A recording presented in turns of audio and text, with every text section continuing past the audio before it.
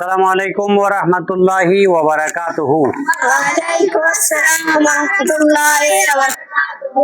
আপনারা কেমন আছেন? আলহামদুলিল্লাহ, আমিও ভালো আছি। তোমরা না বললেও আমি বলতেছি ভালো আছি। এটা আল্লাহর কাছে শুকর। যেহেতু আমরা মাজিয়ের সিগাগুলা নিয়ে কি করছিলাম, আলোচনা করছিলাম আমাদের পরীক্ষার আগে। ওয়াহেদের সিগাগুলো আমরা আলোচনা করছি। এখন তসনিয়ার সিগা শেষ করলাম। এরপরে আসতেছি কোথায়? জমার সিগা। ওয়াহেদের সিগা কয়টা ছিল? 5টা। তারপরে তসনিয়ার সিগা কয়টা ছিল? 4টা। তাহলে ফেলে মাজিয়ের জমার সিগা কয়টা? 5টা। ঠিক আছে, তাহলে ওই 5টা সিগার আমি পরিচয় দেবো। কেমন? 5টা সিগা দিয়ে তোমরা কিভাবে চিনবা সেগুলাই আমি তোমাদের সামনে উপস্থাপন করবো ইনশাআল্লাহ। কেমন? তাহলে মনোযোগ সহকারে তোমরা শুনবা। জমায়ের 1 নাম্বার সিগা। জমার কয়টা সিগা? 5 সিগার মধ্যে 1 নাম্বার সিগার আমি পরিচয় দিচ্ছি। দেখো চিহ্ন। তাহলে ফালু, ফালু। তাহলে লাম কলমার মধ্যে ফেস থাকবে, ওয়াসা কিনা আগে ফেস থাকবে। দুটুকু ওই মধ্য তফাইয়ের মতো মদের হরফের মধ্যে ওয়াসা কিনা আগে কি থাকবে? ফেস থাকবে। ফালু লাম কলমার পরে, লাম কলমার পরে ওয়াসা কিন থাকবে। কেমন?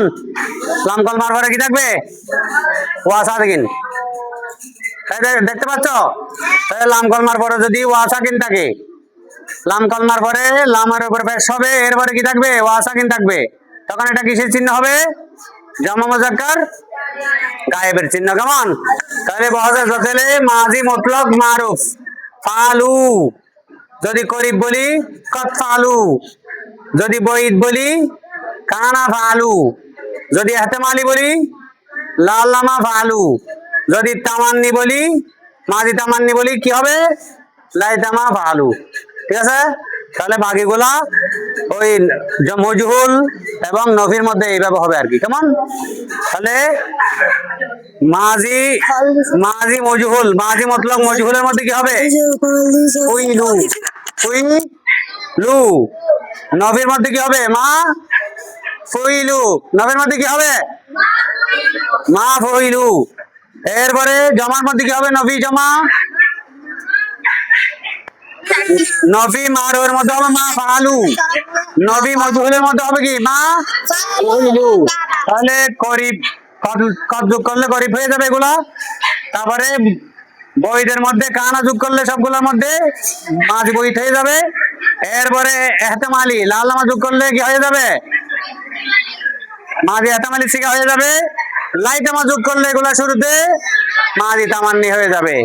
তাহলে এখন আমি আল ফেল মসদর দিয়ে বললাম, আল ফেল মসদর দিয়ে বললাম। তাহলে যদি আর নসর মসদর দিয়ে বলি নাসারু, লাম কলমা কোনটা? রা। রার উপর পেশ হবে, এরপরে কি হবে? ওয়াসাকিন।